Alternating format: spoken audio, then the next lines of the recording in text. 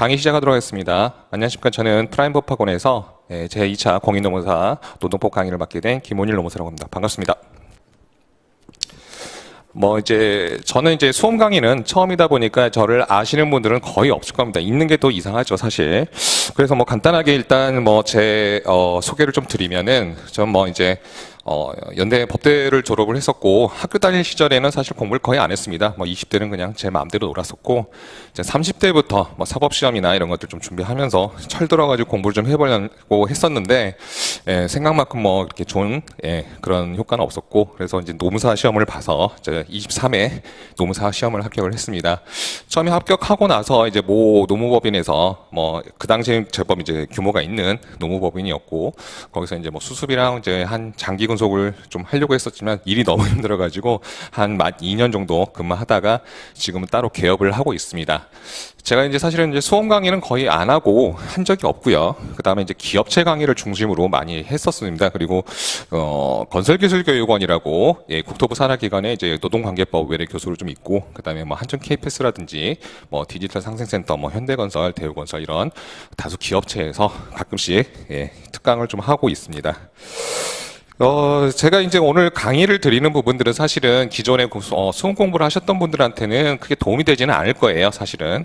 처음에 노무사 시험 공부를 입문하시는 분들, 처음 공부하시는 분들을 위해서 대략 개괄적인 내용들을 좀 설명을 드리는 자리로서 이렇게 자리를 마련을 했고요. 다만 시험을 보시면서 이게 어떤 시험이다. 그리고 시험에 붙기 위해서는 어떻게 해야 된다, 이런 정도 중심으로 제가 좀 설명을 좀 드리도록 하겠습니다.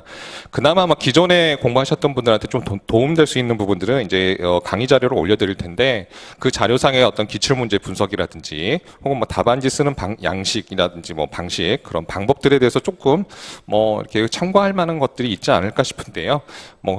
입문자 중심 강의니까 처음 공부하시는 분들을 위해서 그렇게 강의를 했다, 이렇게 좀 알아주시면 될 것 같습니다. 그래서 자료는 그 파일로 올라갈 거예요. 올라갈 건데 지금 코로나 때문에 실강을 할 수가 없는 상황입니다. 집합금지 명령들이 있기 때문에. 그래서 온라인 특강으로 내일쯤이면, 오늘 9월 2일인데 죄송합니다. 월요일이 아니고 수요일인데 잘못 올라가 있네요. 그래서 프라임법학원 홈페이지에서 수강이 가능하고요. 그렇습니다. 그래서 처음에는 1교시 때 제 소개를 간단하게 드리고, 노무사 시험 공부를 시작하시는 분들을 위해서 노무사 시험은 어떤 것이다, 이런 것들을 간단하게 소개를 드릴 겁니다. 두 번째 시간에 공부 방법론이라든가 기출문제 분석이라든지 이런 내용으로 강의를 드릴 거고, 세 번째가 어떻게 보면 제 중요한 부분일 수도 있는데요. 답안을 어떻게 쓸 것이냐. 사실 이게 가장 중요하죠. 2차 시험은 쓰는 시험이기 때문에 그런 부분에서 좀 설명을 좀 드리도록 하겠습니다. 전자칠판이라서 좀 익숙지가 않네요. 일단 노무사 시험 결과를 볼게요. 자, 1차, 2차 시험, 3차까지 이렇게 해서 총 3단계로 시험을 봅니다. 보는데 2차 시험 최소 합격 인원이 300명이죠. 300명인데 이 300명을 꼭 넘겨서 하는 경우는 거의 없습니다. 300명 언저리 딱 맞춰가지고 하기 때문에 400명, 500명 이렇게 뽑지는 않습니다. 자, 시험 일정을 좀 보시겠습니다. 시험 일정은 올해 공고 기준으로 하는 건데요. 이 시험 공고는 어디서 볼 수 있냐면 QNet이라고 검색하시면 산업인력공단에서 여러분들의 어떤 시험 접수라든지 이런 것들, 시험 일정이라든지 이것들에 대해서 정보가 있는 홈페이지입니다. 1차 시험은 보통 4월에 접수를 하고요. 그 다음에 시험 보통 5월 달에 봅니다. 그리고 2차 시험은 7월 달에 접수를 하시고, 그 다음에 8월, 보통 광복절 끼어가지고 이틀 동안 시험을 보게 되고요. 그 다음에 2차 시험을 합격하게 되시면은 면접 시험을 보죠. 이렇게 해서 총 3단계로 가시는데, 여러분 가끔 카페에 이렇게, 죄송합니다. 카페에 올라오는 글들을 보면은 1차 시험은 접수를 해서 시험을 보셨어요. 그 다음에 당연히 2차 시험 볼 수 있겠지 생각하시고 이 2차 시험은 접수를 안 하신 분들이 있으세요. 그러면 시험을 못 보시는 겁니다. 그래서 1차 시험을 붙으시면 2차, 3차 시험을 동시 접수하니까 그때 꼭 접수를 다시 한번 하셔야 돼요. 잘 모르시는 분들 그런 거 까먹고 놓치는 경우도 있습니다. 그 다음에 1차 시험을 합격하면 올해 2차 시험을 볼 수도 있고, 그 다음에 한 번 더 유예를 해서 내년 2차 시험도 볼 수가 있죠. 자, 그런데 그러면 내년에는 어떻게 해야 되느냐? 내년에도 2, 3차 시험을 별도로 접수를 해 주셔야 돼요. 그래서 그런 것들 좀 착각을 안 하셔서 시험장에 못 가는 우가 없는 그런 리스크를 좀 감당하지 않도록 좀 조심을 하시기 바랍니다. 그리고 뭐 1차는 아시겠지만 뭐 객관식이죠. 2차는 이제 주관식이긴 한데 뭐 사실 말이 주관식이지 뭐 거의 서술형 문제죠. 그래서 일단 그 과목들에 대해서 이렇게 간단하게 좀 정리를 했습니다. 그 1차 시험은 객관식으로 해서 125문제를 한꺼번에 봅니다. 그냥. 그래서 보시면은 이제 노동법 1, 2, 그다음에 민법, 사법법, 영어 뭐 이렇게 그다음에 선택 과목이 있는데 영어는 그냥 뭐 토익 점수나 지텔프 이런 걸로 이제 대체를 하고 있습니다. 보시면은 이제 노일이나 노이 합치면은 법이 좀 많습니다. 하지만 이제 대부분 법들은 근로기준법하 그다음에 노조법을 중심으로 많이 출제가 되고 있고요. 여러분 이제 그 1차랑 뭐 2차를 같이 공부하셨는 분들은 노동법하고요. 민법은 기출문제 분석을 먼저 하세요. 큐넷 들어가시면 기출문제 다 있습니다. 그 다음에 프라임법학원 그 자료실 가도 기출문제가 쭉 올라가 있어요. 그래서 이 기출문제 보면 어떤 것들이 많이 나오는지 이런 것들 좀 알 수가 있어요. 그래서 기출문제 중심으로 하셔도 충분히 점수는 받을 수 있습니다. 그 다음에 이제 2차 시험인데요. 죄송합니다. 자, 2차 시험인데 2차 시험은 노동법을 150점으로 한꺼번에 봅니다. 그냥 이렇게 노일, 노이 구분을 하지 않고 있는데 하지만 뭐 노동법 시험을 2시간에 걸쳐서 나눠서 보죠. 75분씩. 그래서 사실상 1교시 때는 이제 근로기준법, 개별법 쪽을 보통 출제를 하시고 그다음에 2교시 때는 노조법 중심으로 출제가 됩니다. 거의 첫 시간은 개별법, 둘째 시간은 노조법인데 몇 년 전에 한번 그걸 바꿔서 낸 적이 있었어요. 수험생들을 당황스럽게 하려고 했던 모양인데 그들은 뭐 다시 뭐 1교시 때 뭐 개별법 이렇게 쭉 기존대로 쭉 가고 있습니다. 그다음에 뭐 인사 노무 관리가 있고 행정이 있고 이제 선택 과목이 있으시죠. 자, 선택 과목은 이제 많이들 이제 고민을 하시는 게 선택인데 2차 시험에서는 크게 고민할 부분은 아닌 것 같아요. 자신의 전공이 뭔지 혹은 자기가 뭐에 좀 더 강한지 이것들을 좀 생각하셔가지고 선택하시면 되시고 민소는 일단 어렵죠. 네, 그리고 민소는 이제 범위가 넓다 보니까 강사님들이 그때그때 이제 책을 해마다 개정하시면서 조금 이거는 뭐 브리타니까 어쩔 수 없고 그래서 중요도에 따라서 조금 책을 강약을 좀 조절해서 자신 내는 경향들이 있고요. 경조는 제가 알기로는 굉장히 암기사항이 많습니다. 하지만 뭐 인사노무랑 뭐 경조랑 어떤 호환성이 조금 약간은 좀 있는 걸로 제가 알고 있는데 뭐 큰 도움은 되지는 않는 것 같고요. 그다음에 이제 노동경제학인데 노동경제학 같은 경우는 처음에 접근이 좀 어렵습니다. 하지만 이제 이게 반복되다 보면은 양이 많이 줄어든다고 해요. 그래서 시험 막판에 다른 과목에 집중할 수 있는 그런 좀 효과가 있더라. 뭐 이렇게 말씀을 하시는데 예전에 이 노동경제학 지금은 이제 뭐 표준편차로 전 과목 하고 있는데 한때는 뭐 선택 과목만 2차 시험 표준편차를 했었죠. 요게 이제 표준편차가 왜 나왔었냐면 벌써 꽤 됐죠. 뭐 18회, 19회 뭐 요때쯤이니까 뭐 노동법 40점, 50점 맞고도 뭐 행정 40점, 50점 맞고도 노동경제학 뭐 90점, 뭐 80점 이렇게 맞아가지고 합격하신 분들도 계셨어요. 그것 때문에 선택 과목 선택을 잘하면 너무 이게 이제 뭐 좀 불이익하지 않느냐 다른 과목에 비해서 이런 취지에서 이제 이 선택 과목에 대한 표준 편차 제도가 들어왔었고요. 그 다음에도 이제 계속적으로 수험생들의 수준이 높다 보니까 자, 난이도를 좀 조절해야겠다. 어떻게 해야겠다. 그래서 전 과목을 이제 표준 편차를 적용해서 합니다. 어차피 2차 시험은 전 과목을 표준 편차 하더라도 큰 의미는 없는 게 왜 그러냐면 어차피 뭐 형식상은 절대평가입니다. 뭐 40점 꽈락이 넘고 평균 60점을 넘기면은 합격이라고 되어 있지만은 사실상 이제 커트라인을 보면은 60점보다 살짝 밑에 있어요. 그래서 사실은 뭐 상대평가이기 때문에 큰 의미는 없는 것 같습니다. 그 다음에 이제 3차 시험을 면접 시험을 봅니다. 면접 시험을 가시는데, 면접 시험 때는 뭘 물어보냐면, 가장 기본적으로 알아야 될, 노무사가 알아야 될 노동법의 어떤 기본 지식들, 이런 것들 물어봐요. 뭐, 진정과 고소와 신고의 차이는 뭐냐, 노동법상 뭐 이런 임금체불은 어떤 범죄느냐, 뭐 이런 것들, 뭐 간단하게 좀 스터디 공부하셨던 것들 좀 체크하셔서 보시면 거의 붙습니다. 가끔은 이제 그 면접위원들하고, 어떤 자기의 어떤 정치 색깔이라든가 신념을 이렇게 관철을 하시다가 싸우는 경우들이 있어요. 실제 이제 그래서 이제 이거 뭐 이렇게 떨어지는 분도 가끔 계신데 가끔 뭐 저는 우주에서 왔습니다, 화성에서 왔습니다 이런 말씀만 하면 거의 붙습니다. 예전에 이제 문제가 한 번 됐던 게 있었어요. 사실은 면접 시험에서도 그것도 좀 한참 전인데 그 어떤 면접 보는 학생들, 수험생들의 사상 검증 아니냐 이거 이런 식의 어떤 질문들이 좀 많았었어요. 뭐 국가보안법이라든지 뭐 주적 뭐 이런 비슷한 것들 질문들이 좀 있어가지고 좀 말들이 많았었는데 그 뒤로는 이제 그런 질문들이 안 나오고 있습니다. 그래서 이 전공과 관련된 노동법과 관련된 부분만 면접 시험의 대상이 되고 있다. 이 정도만 알아두시면 될 것 같아요. 그 다음에 이제 시험 시간인데 1차는 125문제를 봅니다. 과목별로 25문제씩 해서 5과목이 되는데 자 그래서 125부분을 주고 그냥 그 자리에서 풀고 나와요.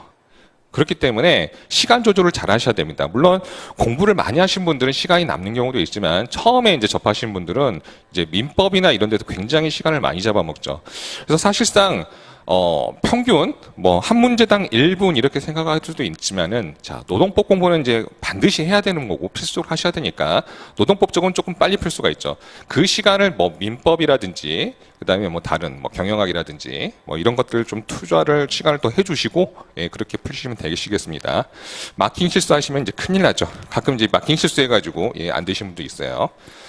그다음에 이제 2차 시험은 보시면은 뭐 첫째 날하고 둘째 날하고 이렇게 구분해서 보는데요. 첫째 날은 점심시간이 있습니다. 워낙 시간이 좀 길다 보니까 노동법을 2개의 시간, 2교시로 나눠가지고 이제 75분씩 시험을 보고 있고, 그 다음에 점심 식사 하신 다음에 인사 노무 관리를 시험을 봅니다.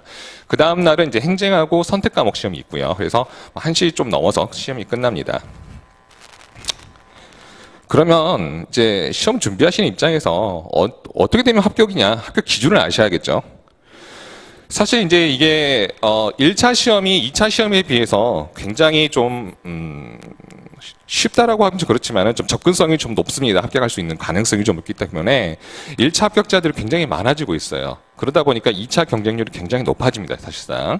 자, 왜 그러냐면 이게 원칙적으로는 절대평가입니다. 1, 2차가. 원칙적으로는 그렇습니다. 자, 명과. 자, 꽈락이 이제 시험 기준이 이렇습니다. 꽈락이 40점입니다. 각 점수의 점수가 40점 미만이 되면 평균이 60점 넘더라도 그냥 탈락이에요. 불합격입니다. 그러면 이제 합격은 전 과목 평균이 60점이어야 돼요. 이러다 보니까 뭐 1차 시험에서는 이제 전략적으로 좀 접근을 많이 하시는 게 좋습니다. 예를 들어서 법학이 비전공이신 전공자들이 아니신 분들은 제일 어려운 게 민법이에요. 외계어 같죠. 처음에 보는데.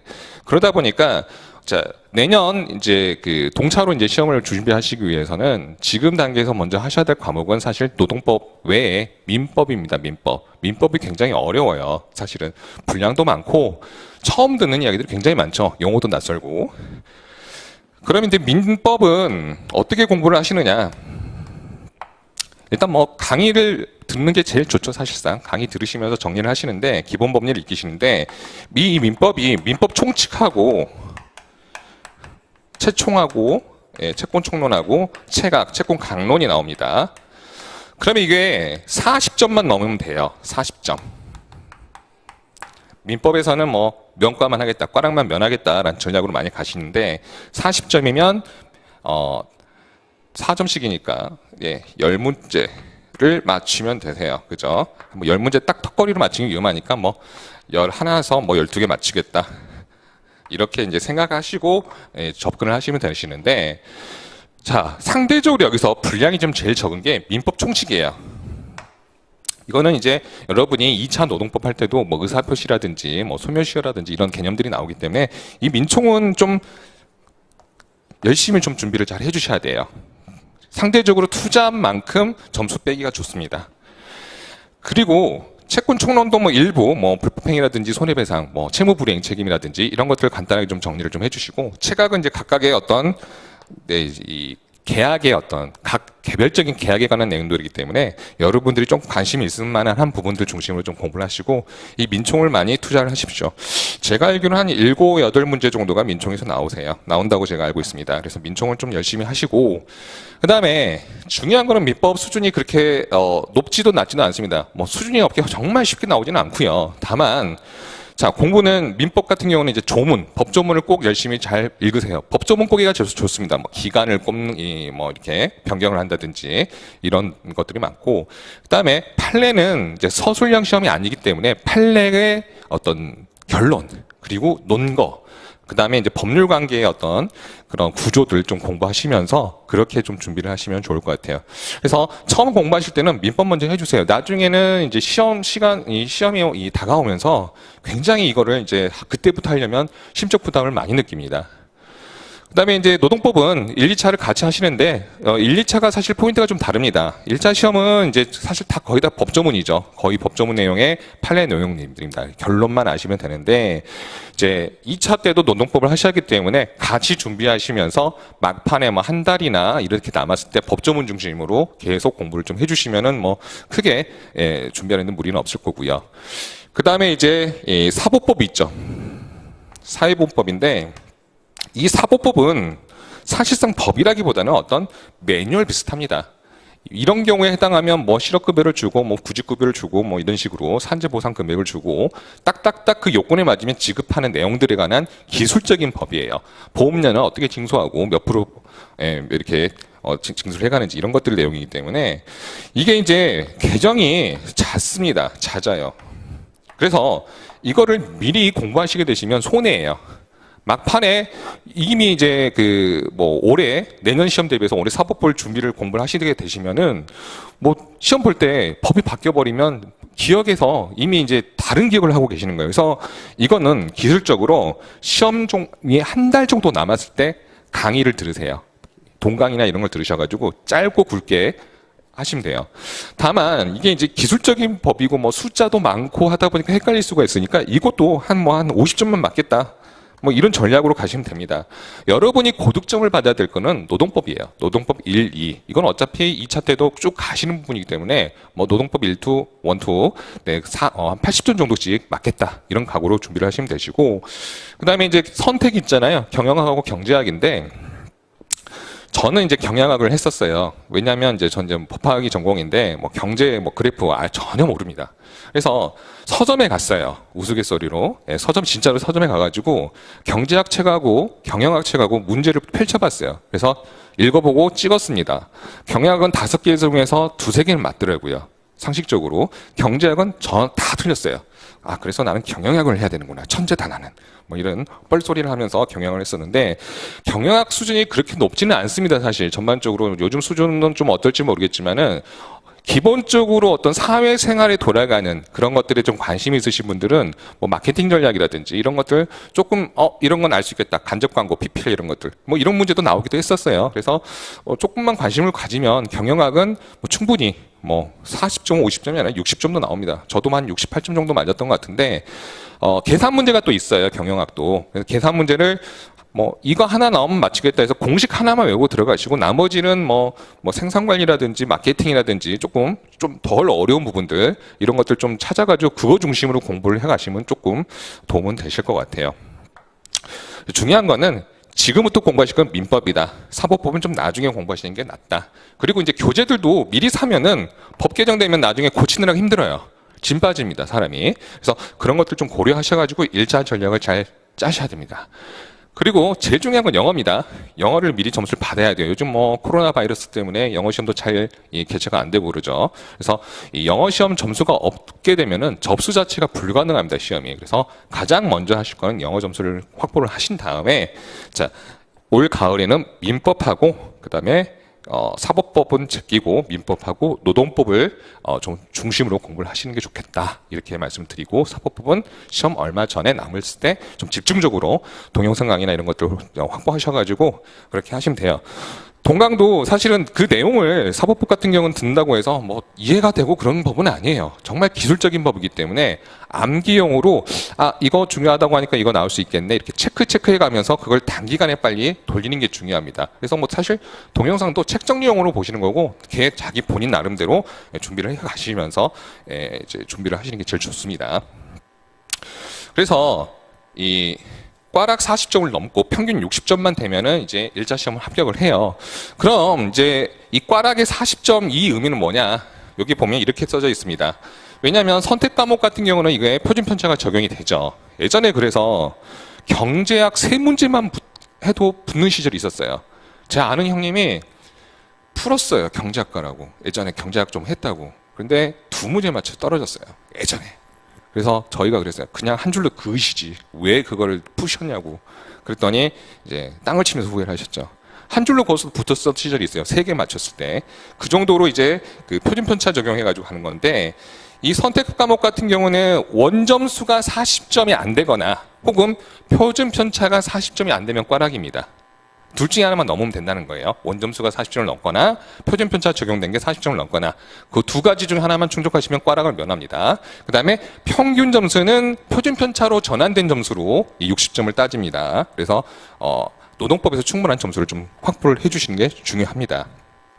그 다음에 2차 시험은 제가 뭐 이게 똑같습니다. 규정은 꽈락 40점 평균 60점인 사람을 하고 최소 합격 그 이제 부족하신 분들은 최소 인원 합격수에 맞춰서 순서대로 합격을 시킵니다. 하지만 사실상 그 60점 커트라인을 보시면 항상 60점 조금 밑으로 가는 경우가 많아요. 그래서 결국은 실질적으로는 이게 절대평가지만 실질적으로는 상대평가라고 생각하시면 되세요. 300명을 뽑는다 매년 그 순서에 들어가면 된다. 그리고 이제 좋은 우수한 점수로 합격하시면 좋죠. 뭐 가문의 영광일 수도 있고, 뭐 수석, 차석 요즘 이게 발표를 하는지는 잘 모르겠습니다만은 예전에는 그렇게 이제 발표를 해주던 시절도 있었어요. 근데 사실 그 의미 없습니다. 꼴등으로부터 상관없어요. 수험 생활을 잘해가지고 이제 좋은 점수 받았으면 되게 뿌듯하고 자랑스러운 건 맞는데 또 실무를 가셔가지고 이 업무하는 능력은 또 다릅니다. 그리고 노무사는 사람들 좀 만나고 좀 활동적이고 이런 분들한테 더 잘 맞아요. 나중에는 이제 여러분이 합격하시면 뭐 결국에는 개업을 하시거나 뭐 이런 루트로 가시거나 아니면 공공기관의 어떤 취업용으로 많이 사용을 하시죠. 그래서 그 이후 뭐 그런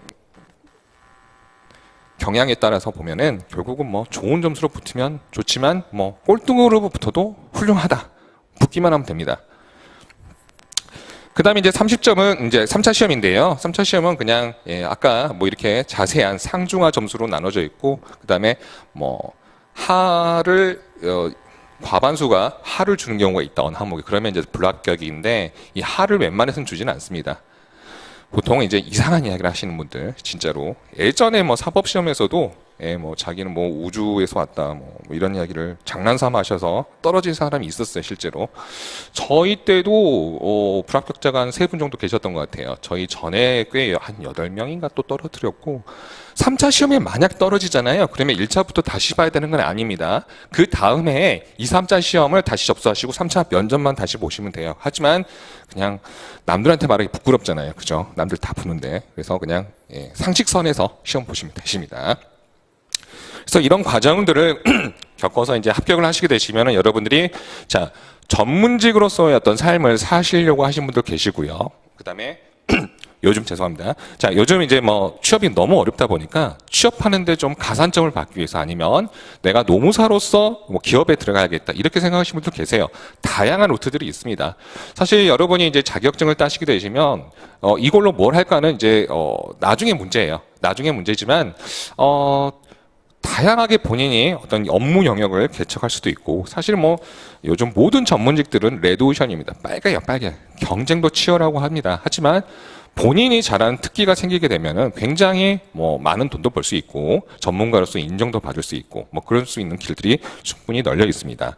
다만 이제 공기업에 입사 지원을 하시면서 이제 공채나 이렇게 일반 신입사원 공채에 지원하시게 되시면 가산점을 받고 들어갈 수는 있어요. 가산점이 붙는데 문제는 그렇게 해서 입사를 하시게 되시면 들어가셔서 노무사 업무를 하지 않은 경우들이 많아요. 인사노무에 배치 안 하고 어떤 경우는 이제 한전에 계시는 분인데 직원들 지방대 발령을 나잖아요. 그 직원들의 숙소 계약하러 다니세요.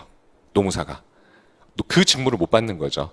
왜냐하면 순환보직의 원칙이기 때문에 그런 것들에서 노무 업무를 부여받을 수 못한 경우도 있다. 그래서 출천을 드리는 거는 노무사로서의 어떤 법인이나 실무를 좀 익히신 다음에 그 경험으로 작은 데서부터 이제 노무사로서 업무를 보시고 점점 큰 데로 이직해가는 많은 분들이 그렇게 많이 하세요. 공공기관도 되게 많기 때문에 조금씩 좀 작은 데서 시작해서 이직해서 정말 좋은 데로 가시는 분들도 계시고 아니면 이제 고용노동부의 지청에서 노무사로서 이제 그 근무하시는 분들도 계시고요. 다양한 루트들이 있습니다.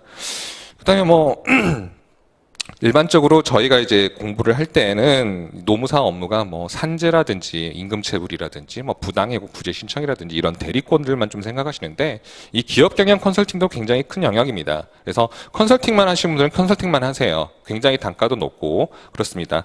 근데 이제 뭐 그런 다양한 영역들이기 때문에 여러분 뭐 열심히 하셔가지고 꿈 꼭 이루시면 좀 좋겠고요. 저 같은 경우는 사실 또 늦은 나이에 붙었습니다. 36인가 7이었죠. 그 나이에 제가 이제 20대는 제가 많이 놀았다고 말씀드렸는데 나이가 중요하지는 않습니다. 뭐 젊으신 분들은 빨리 붙어서 다양한 자기의 경력 개발할 수 있는 루트를 좀 개발할 수 있는 거고요. 좀 나이가 좀 있으신 분들은 내가 수습 마치고 개업을 해서 내가 열심히 내 영업을 해가지고 뭐 좋은 노무사 전문직으로서 훌륭하게 좀 해보겠다 이렇게 하실 수도 있는 겁니다. 붙기만 하시면 여러분 먹고 살 길이 다 열려요. 물론 노력도 하셔야 됩니다. 그냥 주어지는 건 없어요. 자, 그렇기 때문에 좀 열심히 좀 하시고요. 자, 두 번째 시간에는 이제 간단하게 이렇게 첫 번째 시간 마치고 두 번째 시간에는 이제 간단하게 제가 이제 구두상으로 공부 방법론이랑 그다음에 자료에 보시면은 다운 받으시면은 기출 분석을 좀 해놨어요. 이 기출 분석은 19회 시험부터 이제 법전이 지급이 됐는데 이 19회 시험 때부터 이제 케이스들이 본격적으로 나오시죠. 그래서 그때부터 지금까지 이 올해까지 시험까지 어떤 문제 유형들 그다음에 어떤 쟁점들이 나왔는지 이 자료에 좀 정리를 했으니까 그거 관련해 설명 좀 드리겠습니다. 잠깐 쉬었다 하도록 하겠습니다.